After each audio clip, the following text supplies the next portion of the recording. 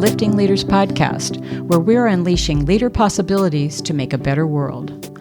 I'm Tricia Ryan, and together with Crystal Roberts, we're diving deeper into some of the complexities of the world's most critical challenges and exploring innovative ways of navigating through them. Through interviews with experts and leaders just like you, we are exploring what it takes to thrive as a leader today and examining new ways of thinking about how to creatively lead into a more equitable, socially responsible, and sustainable future. And the future starts now. We're just going to get right into it, aren't we? We're just going to get right into it. Yes, we are. Hi, Tricia. How are you doing? I'm doing pretty good. How about yourself? I'm good. I'm looking forward to a sunny weekend. I know. Our first one, I think, for a while. Yeah. Seems like the weather gets sunny during the middle of the week when we're working and we can't do anything about it. And then come Friday, Saturday, and Sunday, it's raining the whole time. Life in the Northwest, right? That's for sure. I'm enjoying watching, even though it's not been sunny, watching the stuff come up in the garden. We've already got a few things coming up, and I took pictures with the seed packets on top of the soil so that I could remember. But then, of course, when I walk outside, I don't have my phone. But we were looking, and it's like, wow, look at this patch of stuff that's coming up. That's so cool. There's so much coming up. And I realized, oh, yeah, it's the radishes. Yeah. Yes. You always have to, I do anyway, I always have to plant radishes because they'll always come up. And if nothing else comes up, then I feel like I did something right. There's some success. Well, that's pretty smart. I actually have seed packets all over the place for all different kinds of plants, all different kinds of vegetables. And I have this front garden out here that I could probably take advantage of and plant some things. Of course, it's covered with weeds right now, so I've got a little work to do this weekend. But that's a good idea, is to put some things in there. I think now is still not too late to put some of that in. So yay! I would like to do something creative like that too, and it's good for the environment. Yeah, and it's good for our nutrition too. If they actually come. Radishes, huh? Yeah, I know. Wow, purple radishes this time. I thought, well, I'm going to try that and see if they taste any different. So our listeners can tell us if they've had experience with different colored radishes and if they actually taste different. Hopefully they're not more spicy. But I don't know. I'm curious about that. I'd love to know if people have any opinion on that, because they're all different kinds. There's white and purple and red and pink and daikon and you name it, right? Yeah. So there you go. Trying something new. So we were going to talk about something different today, and actually it's foundational stuff that we've maybe broken apart and talked about individually over the last couple of years. And I think what came to mind for me, we were talking before this, and what came to mind for me is the fact that it's sort of the mid-year performance check-in time, right? Yeah. And I'm finding that, at least where I work, some leaders are a little bit, it's like they have certain expectations of the different generations that are working in their workforce. And the people that are from those different generations are having their own expectations. And so this article that you pulled up, which is awesome, by the way, thank you, a Center for Creative Leadership article, and it's called Tactics for Leading Across Generations. And it's got some awesome information in it about how to manage or navigate with multi-generational workforces. Yeah. I think what's really interesting too here is they unpack a little bit about some of the stereotypes that are going on. And I think with stereotypes, sometimes anyway, there's like little seeds of truth in them. So I know with my lived experience and having kids that are pretty fresh into the workforce, I do hear some of these things, but I think what's interesting is that they are sharing with us here some research. So their tactics are based on the research that they have done with, I think they said, over 4,000 people in different generations. And so I love the fact that we can actually tap into something that goes beyond just our own, what we see in our day to day. It was funny. I was just at the very beginning of the article. It talks about how many generations are actually in the workforce right now. And I'm not sure everybody knows that there are 5 generations in the workforce right now. And maybe not in every organization, but in many there are, especially I would think larger organizations where you've got the older generation, and I'm sorry to say older, but it is the more seasoned generation. They called it the silent generation, and they were actually before baby boomers. I always thought baby boomers were the top of the chain there at that point. Maybe when I was younger, and I might have seen those folks a lot more. But now I think it seems unrealistic, but then maybe not. I just recently heard of somebody in my own organization who was retiring, and they're in their way in their 70s. Yeah. Like almost 80. People are definitely working longer, for sure. Yeah. Gen Z, millennials, Gen X, baby boomers, and the silent generation. Yeah. I did think that was interesting too, 5 generations. So yeah, of course we're having some conflict around that and certainly some assumptions that we're making based on where they are kind of in their career, but also in their life. Yeah. And as we look through this article, I do want to point out that it really wasn't so much about what was different. It's sort of what is the same. What is very similar. There are some differences, but what are some things that are in common? And I think that's where that's where I'm going to be concentrating a lot as I go back to work and start working with my clients, because that's the one thing that gets called out a lot is the difference. And I think if they were to be looking for the things that are similar, they might have a different experience, right? Mm-hmm. Yeah. So they call it the 10 tactics for leading across generations. And these are the things that they have found through their research that we really should pay attention to. And that first one is learn from one another. So recognizing that we do have different experiences and different skills, being clear, being careful, I would say, about the language that we use. And that would be no matter where we are in our career. But sometimes what we say or can say or hear people say is we're not open to new ideas because we know how things are done around here. Right. And while that sometimes can be helpful when we think about onboarding people, there's some pieces of that where when we know something, it's sort of like helping people to get acculturated into the organization. This is how we do things around here. It doesn't mean that that's the only way that we can do it or that we can't change it. Yeah. So we need to be open to ideas. Well, and that really does touch on the culture, because you mentioned that, but it's true.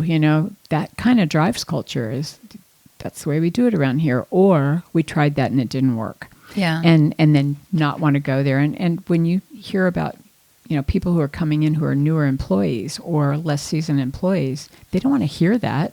They want to hear that there's a possibility that they might be able to contribute, right? Yeah. And yeah, it's what they want to do. Right? Yeah. I know when I was, not new here, but when I've been new in other organizations, that conversation with my leader in the first day or 2 or 3, it set the tone for what I did after that. And I probably missed some great opportunities, that I could have had if I'd gone there first and then met with the leader. That's awesome. Yeah. I also love this one because I hear this actually a little bit. I hear it in my world is from some of the younger folks is I don't want to do boring work. Mm-hmm. And then the older folks will say, we've all got to, pay our dues, right. And that can be a conflict right there. Mm-hmm. But to step back and say, as the article was recommending here, sort of step back and say, where can we learn from each other? Right. Like maybe there's a way to actually get rid of that boring work. Maybe we can actually find a technology solution or a process improvement or something like that. So it's a win-win for both of us.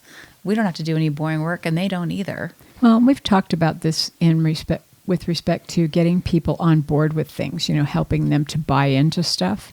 And it's really getting everybody involved in the ideas they want to move forward with. So if you make them, or if you don't make them, but if you have them come up with the ideas, everybody bats it around, and not judgmentally, but just like, oh, what if we tried this? And to see the ideas that could be generated by people keeping their minds curious about what it could be and thinking about, wow, we could try that. What if we've never tried that before?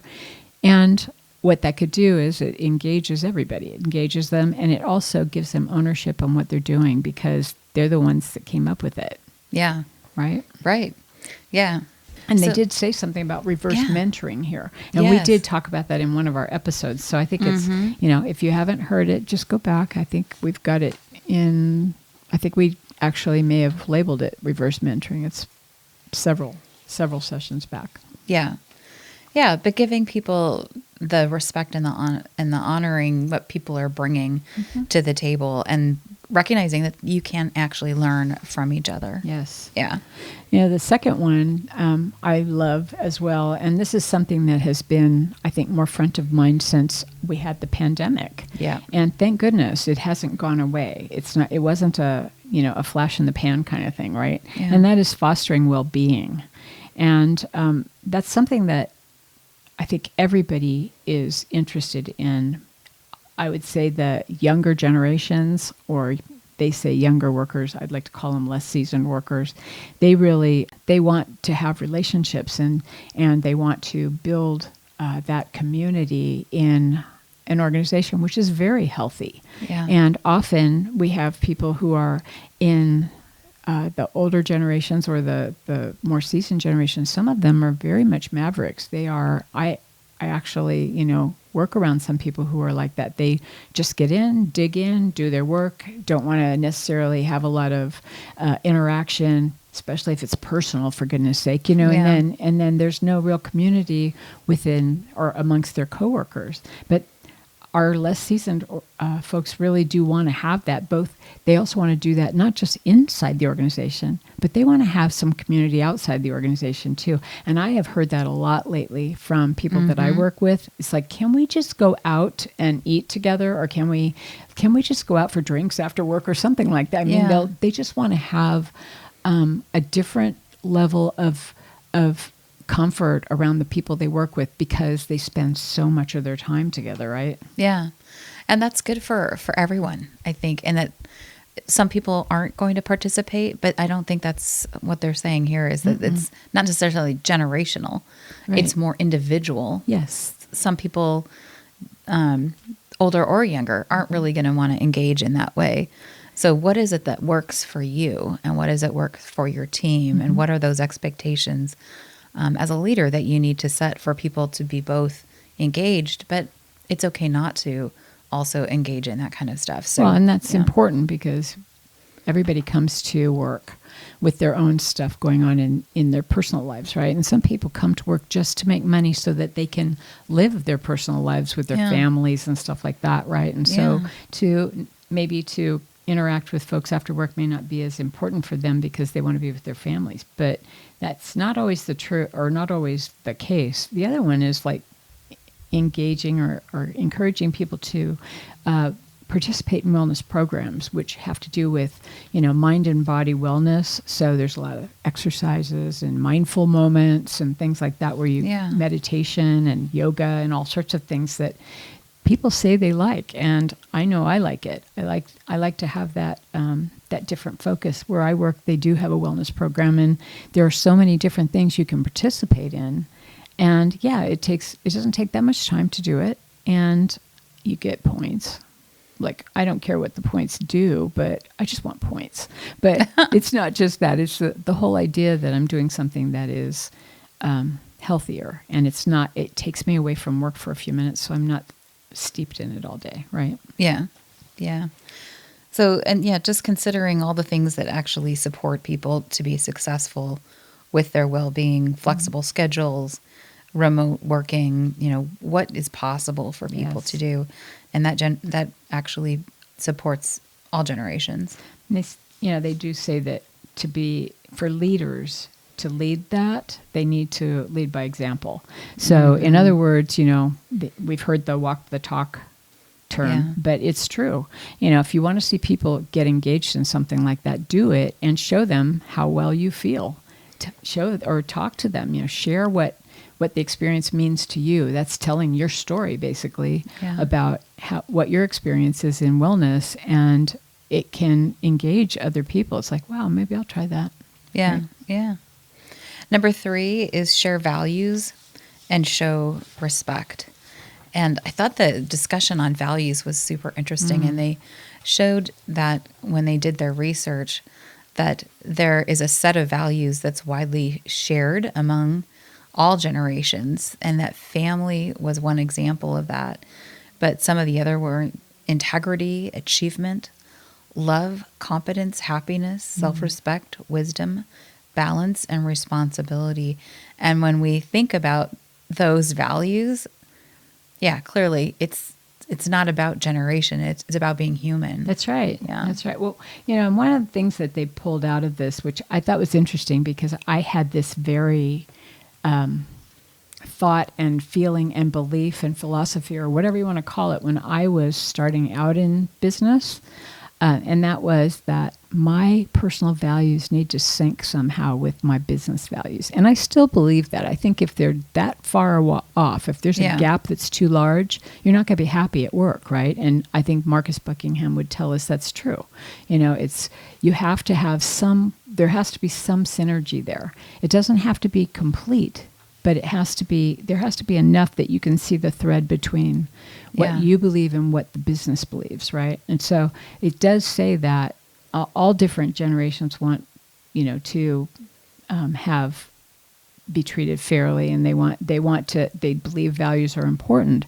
But it was the less seasoned group or the younger generations that actually felt it was very important to have the two sets of values somehow align. Yeah. So number 4 is be a trustworthy leader. This is, again, something that is valued by all generations. We've actually seen this in our engagement surveys a lot. Typically, when they report their levels of trust with different levels in the organization, they trust the people that are closest to them, their peers, their direct reports, their intermediate boss, more than the next level up, and then trust actually erodes as you go farther up the organization. In fact, it's not even just, how some people think of the organization itself as the umbrella, but in this case, it's the leadership, the executive leadership team. So they actually trust the organization more than they trust the executive leadership team. And I know from doing engagement, so do you. Yeah. We've done it for years, is that if you look at an engagement survey and their results, and I've done that in several different companies, it's always the same. The executive leadership team usually gets the lowest scores, followed closely by the organization that you work for, actually there's a little gap between that and management, and your direct supervisor is a little closer, and your direct supervisor and your peers are actually very close. So it's the closer you get, the further you get away from your work, where you can't see the line, or you can't see the connection so much with your work. And that's why goals, when they cascade goals, finding someplace where, if it's an organizational goal, what is my piece of that? How do I contribute to that? And how does the result of that for the organization, how was I involved in that? That helps people often see that connection, and maybe changes the way they look at how they feel about the organization. Yeah. So if you're a member of a senior leadership team, you're probably breathing a sigh of relief right now that it's not personal. No, it's not personal. So the bottom line on that one is that people of all generations want leaders who are credible and trustworthy above all else. That's so true. Yeah. The next one was promote psychological safety. And I know we did an episode on psychological safety. Yeah, it was episode 72, and we dropped that on October 30th, 2023. I found it interesting when I read this statistic, because I didn't realize it was this high. In this section, it said that 41% of young adults ages 18 to 30 want to lead in the future, but that personal barrier for them is it has to be psychologically safe. And I thought that was interesting because I didn't realize that the statistic was that high. I don't hear that myself in my own organization. A lot of people at that, in those younger ages, they just want to do something else in the world. They don't necessarily, this is just a place where they make money so that they can do what they really want to do, which is travel or whatever. Yeah. And I just found this really interesting. And I would be totally interested to find out what actual organizations they pulled on that, because I don't know if that's industry specific or if that's something that is across the board. Yeah. Young workers, they were saying, according to their research, want a sense of belonging at work. Yes. And we know that is really important. I think they're more vocal about that, wanting a sense of belonging at work. But ultimately, we all do. Right. We all want that. One of the ways they said that you can promote psychological safety in the workplace is for our executives or our senior leaders to actually share stories of times when they have made mistakes or took a fall or failed at something or, had a moment where they had to build resilience. You got to build that mental muscle, right? Where you are becoming resilient in how you address things. And so as crises come towards you or as something hits you and it could be devastating, the more resilient you are, probably the quicker you're going to either be able to recover or you may not even have to because you can mitigate it before it gets to that point. And I thought that's really interesting that they say to, have them communicate, put their stories out in like your company newsletter or in forums where you have people. We did this with a program that we put together, and it was a leadership program. We had leaders come and talk about the struggles they had to get to where they were and how they overcame them. And that is something that everybody can identify with. We've all failed at something, right? Yeah. And how did we recover? So when you find out that somebody who you think might be up on a pedestal is not any different, it brings them down to a human level, and trust actually is built there. And it also gives a person a sense of psychological safety because they know that it's okay to talk about that. Yeah. Right? I've seen a lot of leaders be able to do this really well, and it makes a huge difference for their direct reports, but also if they're doing this in a training or development kind of workshop or class for new leaders, it changes the way that they see their role and how they can show up. I know it's tough for leaders to do, to be able to admit that and to talk about the impacts that had, but they can also see then the participants, the new leaders can see that you can survive and actually thrive even though you've made some mistakes. Yeah. Exactly. And, we just talked about this in our Open Your Heart series when we were talking about showing your vulnerability is actually a strength. And so, this is one of the things that you could do to show your vulnerability, and there's no cost. There's really no cost. In fact, there's a benefit, to doing something like that. So number 6 is communicate change. And the stereotype here is that those that are older hate change and the ones that are younger thrive on change. And we just know that that's not true. And they're sharing that from a research base in this article. But the thing that they do actually talk about is that we all experience change fatigue, which is when there's so much change going on in an organization, our tolerance for actually engaging in that change shrinks as we get kind of overwhelmed with having to make lots and lots of changes. Well, and change happens from the time you get up in the morning until you go to bed at night, right? And it's not just at work, it's everywhere. It can be a bit overwhelming when everything is about change, and it's not the change, it's the transition, right? How do I get right with it in my head and my heart?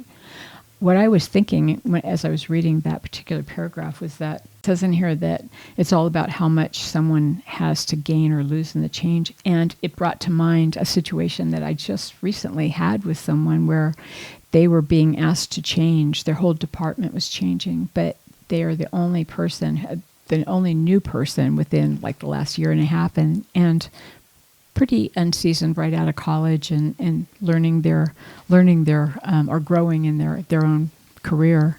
But what I found interesting was when we were talking about the change that was about to happen, that was the only person who piped up and said, okay, so tell me exactly what this change is going to look like, and what is it going to, what do I have to do differently, and what is your expectation? And they had a ton of questions, and it was all about, what is that going to mean for my job, and what am I going to have to do, and how is that going? Are we going to be paid differently? And all those kinds of questions that I noticed the more seasoned, which was everybody else on the team, they didn't even ask any questions. They just went, okay, we have another change coming. Mm-hmm. And it was almost resignation. And I thought, that's interesting. They all had anxiety about it, but they approached it differently. So there's that gap, right, in a way. Yeah. They were saying that the most important thing for us to be able to do in the midst of all these changes is to communicate. And when they're talking about communication, they're not just talking about one-way communication, not just sending information out, but engaging people in conversation about that. Yeah. Yeah, that's so important. And then we have breaking down silos. And I hear this one all the time as I'm talking to people who are living in silos, right? It's not easy to do. I will say it's kind of tough sometimes, especially when the organization is designed that way. Mm-hmm. You know, what I really love about breaking down silos, what I have seen, is when we bring people together across those silos and they have opportunities to connect and network, they enjoy that interaction and building that relationship.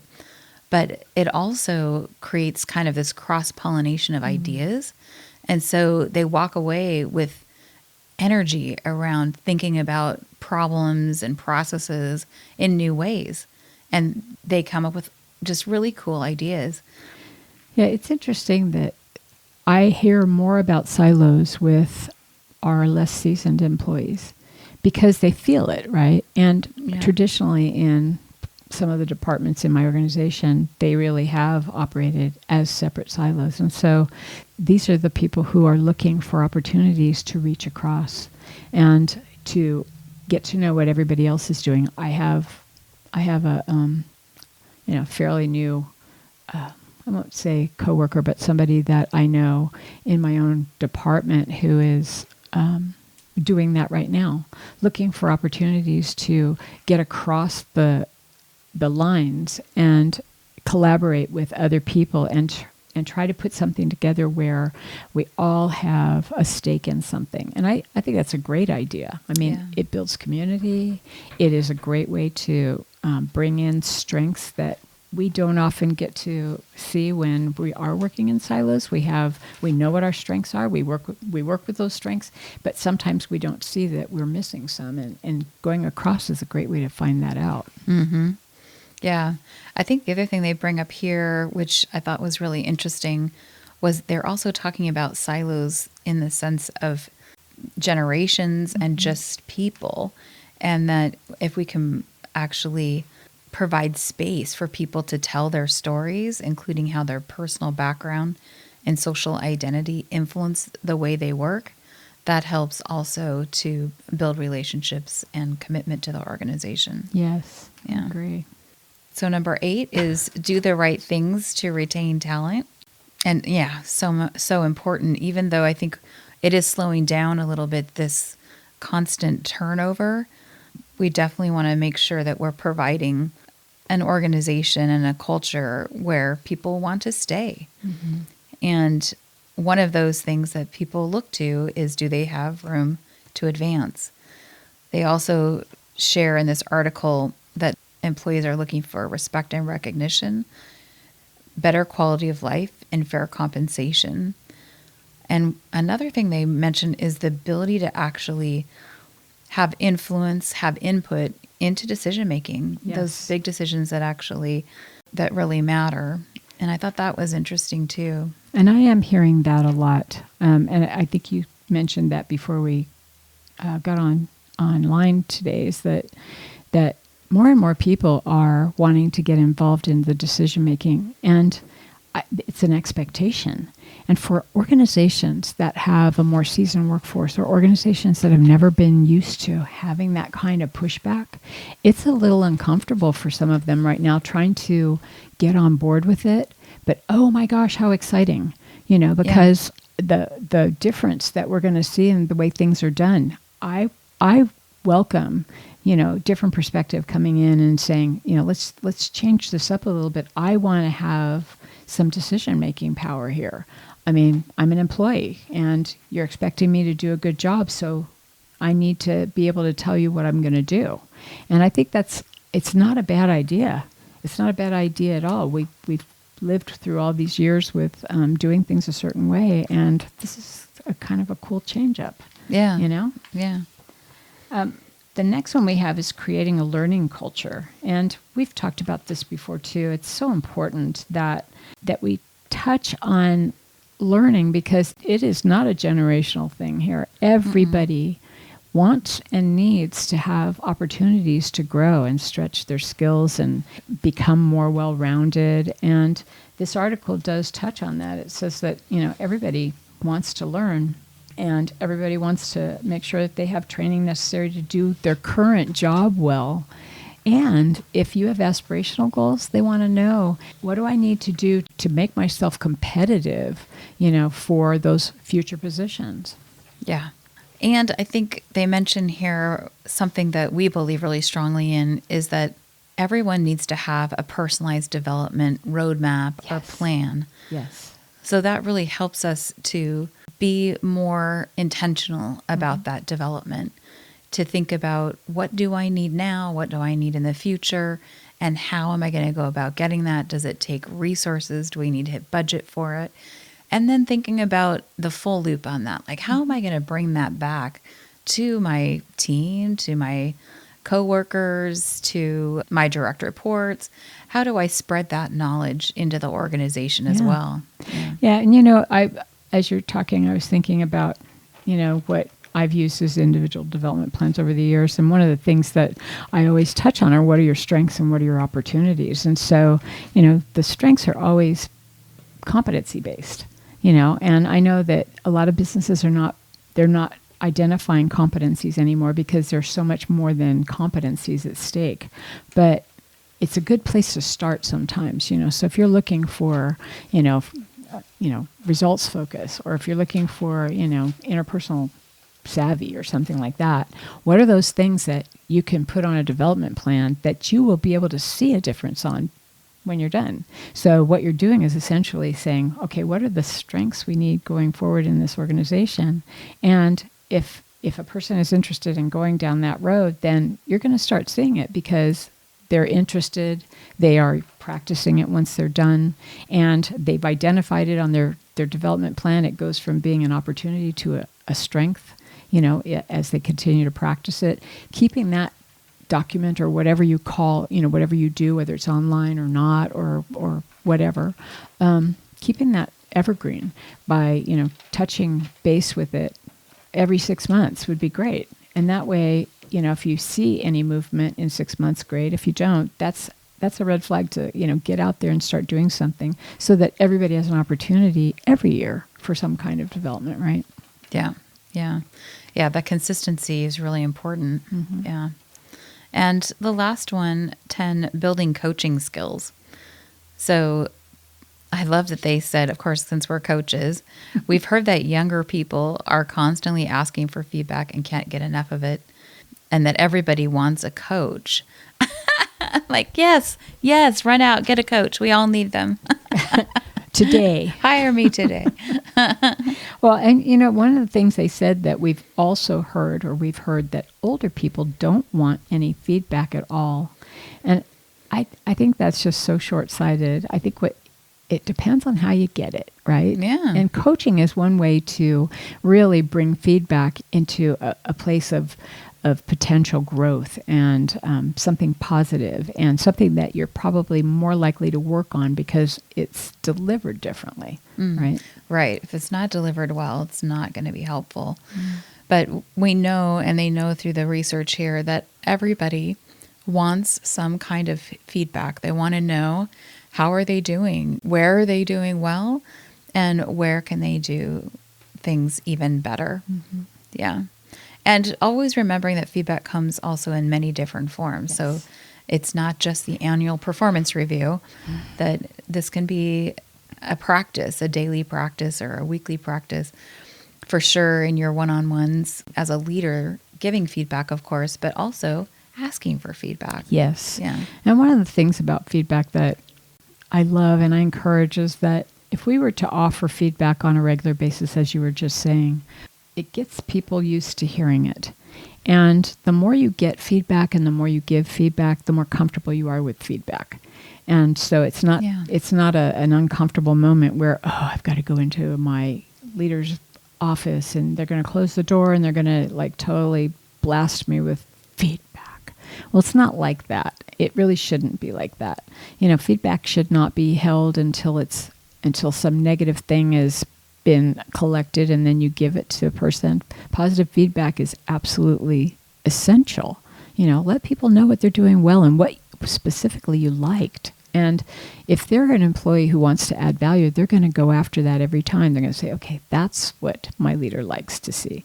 Yeah. And if it's something that they're not doing well, be specific. And don't do it in front of other people. Right? Yeah. It's just do it somewhere else. But all generations feel that way. I think there's a little bit of angst about feedback, but in some generations. But honestly, I think we all want to know how we stand, where we stand, right?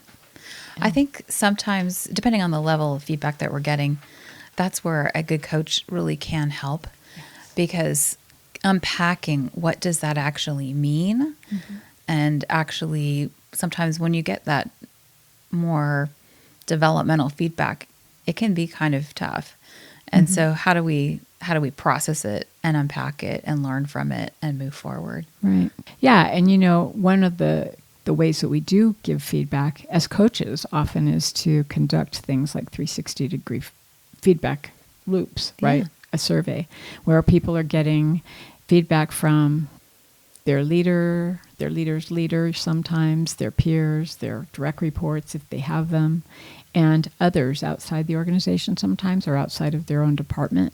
And while that's kind of hard sometimes because it's a lot of people giving feedback, a coach can help unpack that in a way that makes it okay to get it. It's not always comfortable, but once a coach has had a chance to really unpack it with a person, it becomes less threatening. It becomes less of an undaunting thing that you just can't get past, or how are you going to go to work tomorrow knowing that everybody feels that way? Well, not everybody does usually. And you can really see where you're doing really well with different groups and maybe where you could be more effective with others. So another feedback moment. Yeah. So I think the overall thing that I thought was really interesting, and you kind of started with this at the beginning, is that even though we do have differences, ultimately what we all want at work is the same. Mm-hmm. We want to be respected. We want to work in a psychologically safe organization and team. Mm-hmm. We want to have some ownership. We want to be valued. Yeah. Right? We want to get feedback. Yeah. We want to get feedback. Right.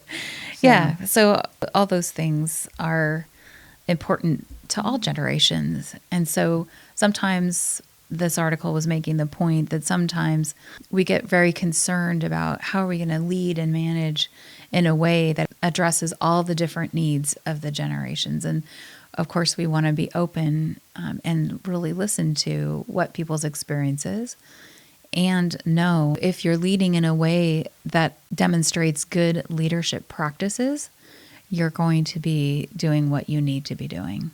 Yeah. Yeah, the foundational stuff, right? Which is, if anybody's listening to this today, which I hope you are, you have heard this before. None of this stuff is really new. I think what we did was we just put generations to it, but it's the same kind of stuff. It's foundational.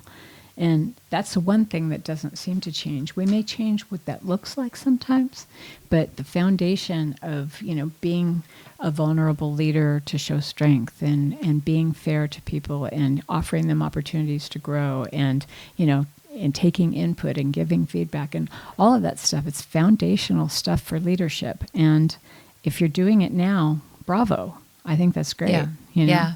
And it also reminds me of our conversations with Dr. Lindsay Godwin about staying curious. Yes. So when things do go wrong, instead of sort of leaning into our stereotypes and judgment, lean into the curiosity and stay there. Well, and isn't that just a great way to end this? Because I was thinking about, I started with, it's mid-year performance checks. Yeah. And if you go into a performance check at mid-year being curious about how the employee feels about what they've done and how they, where they feel like they were really, rocking it and where they think they need some more help or maybe some training or something, being curious to that instead of being judgmental about what's going on mid-year when they have all sorts of time to completely change course. I think there's something to that, right? Yeah, for sure. So let's keep that conversation going.